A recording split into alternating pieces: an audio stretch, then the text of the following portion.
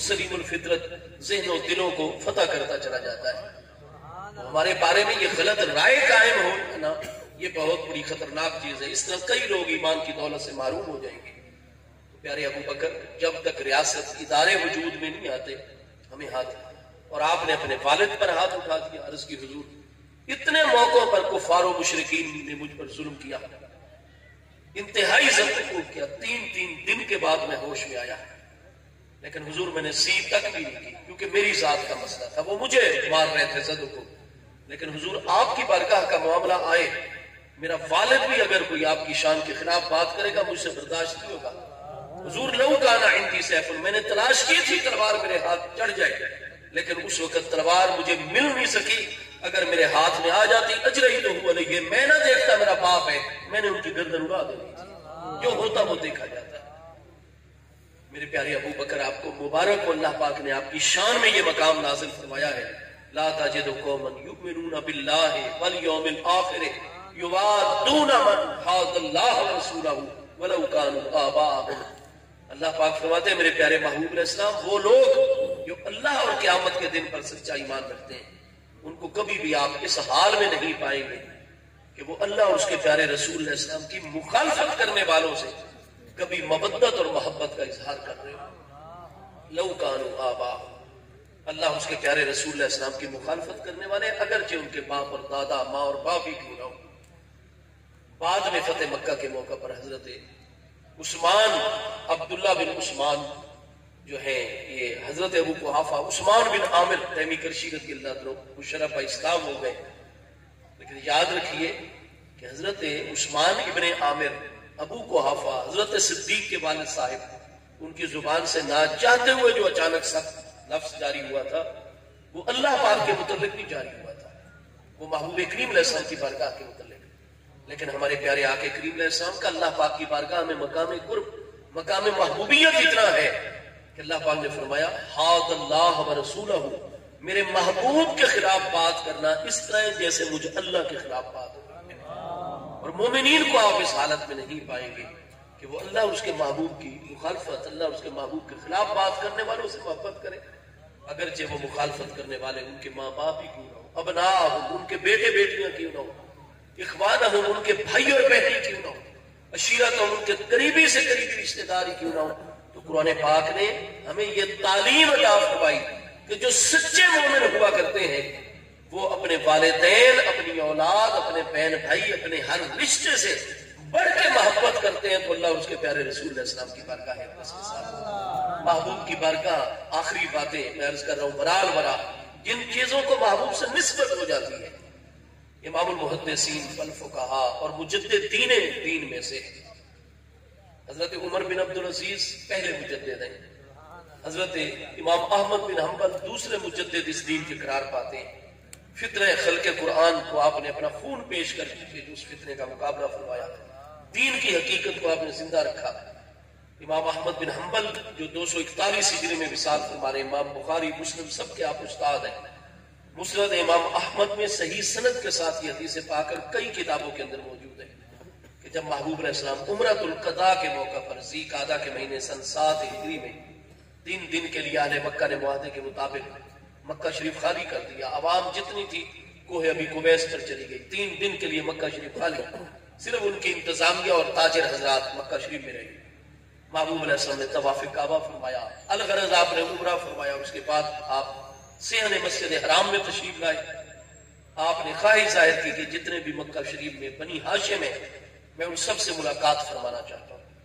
چنانچہ محبوب کریم علیہ السلام سے محبت کرنے والی بنی ہاشم کی تمام ہستیاں، مرد و خواتین، بچے بزرگ، مسجد حرام شریف میں محبوب کی بارگاہ میں حاضر ہو گئے. درجہ بدرجہ تشریف فرما. آپ کے دائیں جانب آپ کی بڑی چچا زاد بہن حضور سیدنا مولا کائنات کرم اللہ تعالی وجل کریم کی تینوں بہنوں میں سب سے بڑی بہن حضرت سیدہ فاختہ بنت ابی طالب، ام ہانی بنت ابی طالب رضی اللہ تعالی عنہا، آپ سابقات اولاد مومنات میں سے آپ تشریف فرما. محبوب نے دوران گفتگو فرمایا کہ ہمیں پانی کی طلب ہو رہی ہے، پانی پیش کیا جائے. چنانچہ حدیث صحیح میں ہے کہ آپ کی بارگاہ میں پیالے میں پانی پیش کیا گیا. محبوب علیہ السلام نے کچھ پانی اس میں سے نوش فرما لیا.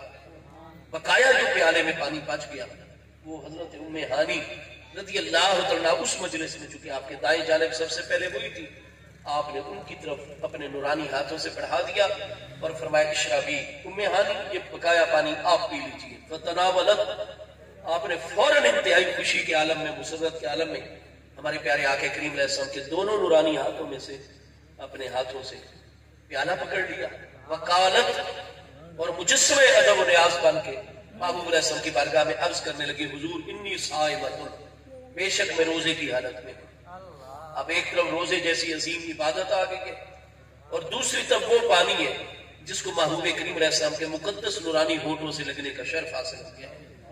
حضور انی صائمۃ، میں روزے کی حالت میں ہوں، ولیکن اکرہ ان ارد سورہ کا یا رسول اللہ، حضور بے شک روزہ اتنی عظیم عبادت اور اتنی محبت سے میں نے روزہ رکھا ہے، لیکن دوسری طرف محبوب آپ کے مبارک نورانی ہونٹوں سے لگا ہوا پانی مقدس ہے، اکرہ ان ارد سورہ کا، حضور میں اس بات کو پسند ہی نہیں کرتی کہ میں روزے جیسی عبادت بچا لوں اور آپ کی نسبت والا پانی پیچھے کر دوں۔ بشار بقیہ فرما کر آپ نے پانی نوش کر دیا۔ یہ ہجرت کا 7واں سال تھا، ذی قعدہ کا مہینہ، 11واں مہینہ ہوتا ہے ذی قعدہ۔ تو وہ ہستی جو سابقات اولات میں سے، اب ہجرت کے بعد بھی 7 سال احکام کی کافی بڑی عالمہ فاضلہ ہستی ہیں۔ ایک طرف عبادت ہے، دوسری طرف محبوب کریم علیہ السلام کی نسبت والا پانی ہے۔ آپ ایسا کر لیتی، اتنی بڑی صاحبہ علم و دانش ہستی تھی، ہاں جی، تو وہ پانی کو اپنے پاس سٹور کر لیتی، محفوظ کر لیتی، اپنے پاس رکھتی، اور گھر میں جب افطاری کا ٹائم ہوتا اس شام اسی پانی سے افطاری فرما لیتی۔ لیکن نہیں، عملاً اس کا جواب دیا کہ ہم تو اللہ تعالیٰ کی رضا پر چلنے والے لوگ ہیں، این ممکن ہے کہ آج افطاری سے پہلے اگر بارگاہ یا خداوندی سے بلاوا آ جاتا، میری وفات کا وقت آ جاتا اور میں اللہ کی بارگاہ میں لبیک کہتے ہوئے حاضر ہو جاتی، محبوب کریم علیہ السلام کی نسبت والا پانی تو روزے کو بچا لیتی اور نسبت والا پانی جو ہے واپس کر دیتی۔ فشاربت، آپ نے پی لیا۔ جب انہوں نے پانی پی کر پیالہ رکھا، ظاہر روزہ تو ٹوٹ گیا، دن کا وقت ہے، محبوب کریم علیہ السلام کی ذات بابرکات کہ اب اختیارات تشریعی، کیونکہ ہمارے پیارے آقا کریم علیہ السلام اللہ پاک کی بارگاہ میں مقام نیابت کبریٰ پر ہے، مقام خلافت عظمیٰ پر ہے۔ اب ساری کی ساری کائنات خلق میں اللہ پاک کے نائب اکبر ہے، اللہ پاک کے خلیفہ اعظم ہے، تو جو شرعی اختیارات، تکوینی اختیارات اللہ تعالیٰ کے نائب اکبر اور خلیفہ اعظم کو کائنات میں ہونے چاہیے، چاہے وہ تکوینی امور ہو، چاہے وہ تشریعی اور شرعی معاملات ہو، وہ سارے اختیارات جو اللہ کے نائب اکبر اور خلیفہ اعظم کو ہونے چاہیے، اللہ نے وہ سارے اختیارات اپنے پیارے محبوب علیہ السلام کو عطا فرمائے ہوئے ہیں۔ چنانچہ محبوب کریم علیہ السلام نے جب ان کا یہ محبت والا معاملہ دیکھا، ادب اور تعظیم، محبوب کی نسبت والے پانی کے ساتھ یہ معاملہ، تو محبوب کریم علیہ السلام نے ارشاد فرمایا یا ام ہانی ان کان قضاء من رمضان، اگر تو یہ روزہ جو تم نے ہمارے نسبت والے پانی کو پی کر روزہ توڑ دیا ہے، اگر یہ روزہ کسی پچھلے رمضان کی قضا تھی، کیونکہ رمضان کے روزے تو غزوہ بدر سن 2 ہجری میں ہوا اور اسی سن 2 ہجری کے رمضان سے روزے فرض ہوئے، اب سن 7 ہجری جا رہا ہے، آپ خاتون ہیں، روزے رکھتی ہیں، لیکن خواتین کے اوپر ہر مہینے میں ایسے مخصوص ایام آ جاتے ہیں کہ نماز ان دنوں میں معاف ہو جاتی ہے۔ اگر روزے آ جائے رمضان کے تو جتنے دن وہ مخصوص ایام رہیں گے ان میں روزہ جو ہے رکھنا جائز نہیں ہوتا۔ اگر عورت نے پہلے روزہ رکھا ہوا اور روزے کے دوران یہ ایام شروع ہو جائیں تو روزہ ٹوٹ جاتا ہے۔ اگر عورت میں اتنی طاقت ہمت ہے کہ افطاری تک کچھ نہیں کھائے پیے گی، اس روزے کا ثواب اللہ پاک عطا فرمائے گا، لیکن روزہ چونکہ چلا گیا لہذا اس کی قضا جو ہے وہ واجب، اور آگے جتنے روزے چھوٹے ان سب کی قضا عید کے بعد اسے کرنی ہے۔ محبوب علیہ السلام نے فرمایا ان کان قضاء من رمضان، آپ خاتون ہیں، خواتین پر ایسے ایام آ جاتے ہیں، اگر تو یہ کسی پچھلے رمضان کی قضا تھی تقدینہ، آپ اس روزے کو رکھنا، قضا کرنا، اور اگر یہ قضا کا روزہ نہیں تھا بلکہ نفلی روزہ آپ نے اللہ کے قرب کے حصول کے لیے رکھا ہوا تھا تو ان شئتی سمتی، اگر دل کرے تو یہ روزہ قضا کی نیت سے نفلی رکھ لینا، اور اگر دل نہ کرے یہ روزہ آپ نہ رکھنا، اللہ پاک آپ سے نہیں قیامت کے دن سوال فرمائے گا کہ آپ نے اس روزے کی قضا کیوں نہیں کی۔ اب شرعی مسئلہ کیا ہے؟ ہاں جی، سیدنا امام الائمہ امام اعظم ابو حنیفہ نعمان ابن ثابت العراقی جو کہ رجب سن 150 ہجری میں وصال فرما رہے ہیں، آپ کے فقہ میں یہ ہے، آپ فرماتے ہیں کہ چونکہ قرآن پاک میں اللہ پاک کا ارشاد گرامی ہے لا تبطلوا اعمالکم، ایمان والوں اپنے اعمال باطل نہ کیا کرو، لہذا نفل اس وقت تک ہمارے حق میں نفل ہوتا ہے جب تک ہم اس کو عملی طور پر شروع نہیں کر دیتے۔ مثال کے طور پر نفل نماز ہے، جب تک ہم نے شروع نہیں کی، وہ 2 رکعت ظہر کی، یعنی مقیم کے لیے پہلے 4 سنت موقدہ ہے، پھر 4 فرض ہے مقیم کے لیے، مسافر کے 2، پھر 2 سنت ہے، پھر 2 نفل۔ ان نفلوں کی بڑی فضیلت ہے، نہیں چھوڑنے چاہیے۔ بہرحال اب نفل جب تک شروع نہ کیے وہ نفل ہوتے ہیں، لیکن جب آپ نے نفلوں کی نیت کی اور اللہ اکبر کر کے شروع کر دیے تو تکبیر تحریمہ کہتے ہی اب اللہ پاک کا فرمان ہے لا تبطلوا اعمالکم، اپنے عمل کو باطل نہیں ہونے دینا۔ تو نفل اس وقت تک نفل ہوتا ہے جب تک ہم اس کو سٹارٹ نہیں کرتے، شروع نہیں کرتے، لیکن جب شروع کر دیتے ہیں اب اس کو پایہ تکبیر تک پہنچانا واجب ہو جاتا ہے۔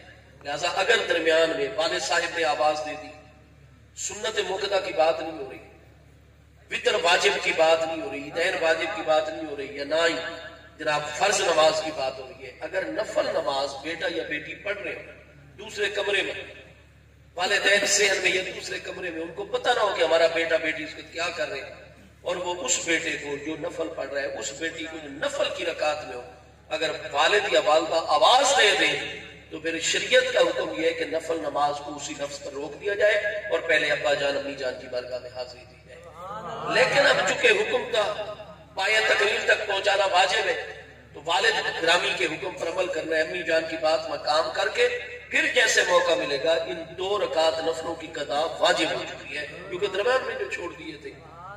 اب حضرت ام ہانی کا اگر وہ نفلی روزہ بھی ہوتا تو فرمان تھا لا تبطلوا اعمالکم، پورا کرنا تو اس کو واجب ہے، اور انہوں نے درمیان سے توڑ دیا۔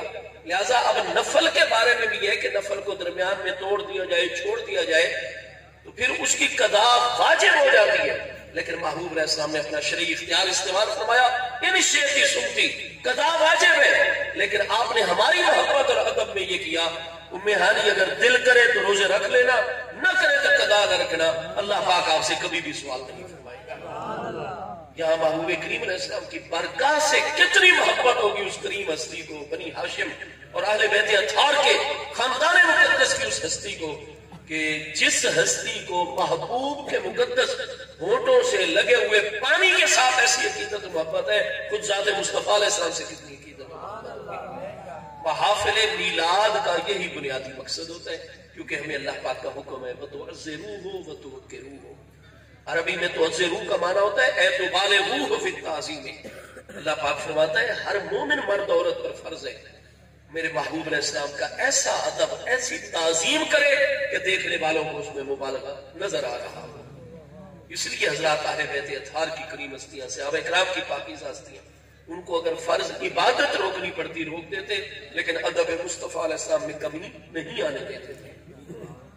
آگے حکم ہے وَتُوَقِّرُوهُ، اور ہمیشہ میرے محبوب علیہ السلام کے وقار کو بھی بلند رکھنا ہے، اس لیے ہمیں کسی معاملے میں سستی نہیں کرنی چاہیے۔ 1.5 ارب کی آبادی ہے ہماری دنیا میں تقریباً اس وقت، 58 آزاد اسلامی ریاستیں ہیں، لیکن ہمارا اتحاد و اتفاق نہیں ہے، ہم علم میں بہت پیچھے ہو گئے، تحقیق اور محنت میں بہت پیچھے ہو گئے۔ اگر ہم قرضوں کے اوپر اپنی معیشت چلائیں گے یا انفرادی طور پر بھی ہم اگر ادھر محبوب کے غلام کہلاتے ہو لیکن ہم کام کاج نہ کرتے ہو، ہمیں قرض لینا پڑتا ہو، بھیک مانگنی پڑتی ہو، اس سے لوگ کیا کہیں گے یہ غلام ہے مصطفیٰ علیہ السلام، اور بھیک مانگنے پر اس سے محبوب کا وقار نہیں بلند ہوتا۔ تو ایک تو ہم اجتماعی امور و معاملات میں اتحاد اتفاق رکھیں، اپنی ذمہ داریوں کو پورا کریں، تاکہ غیر مسلم وہ کہیں کہ غلامان مصطفیٰ اتنی عظمت والے کیوں، ان کے محبوب کی تعلیم ایسی نورانی ہے۔ وَتُوَقِّرُوهُ، اسی طرح انفرادی طور پر محبوب علیہ السلام کا نام مقدس لینا ہے۔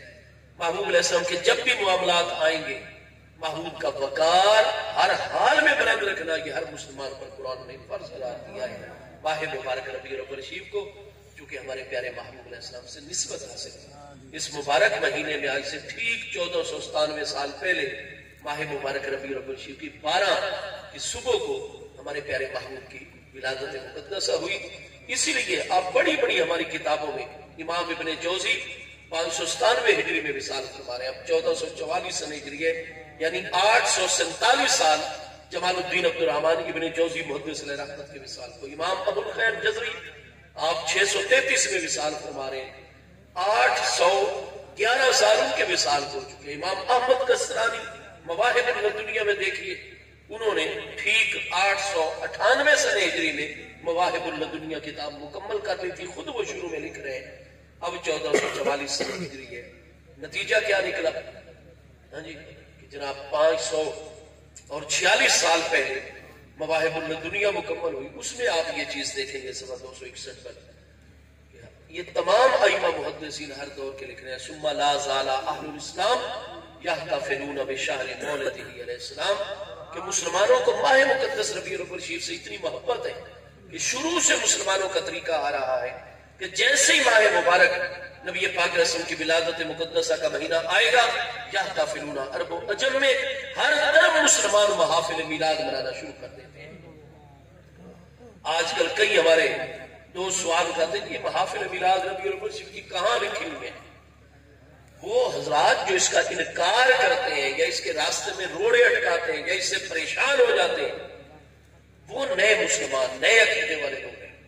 لا زال اہل الاسلام یحتفلون بشہر مولد الاسلام، محبوب کی امت شروع سے مسلمانوں کا یہ طریقہ چلا آ رہا ہے.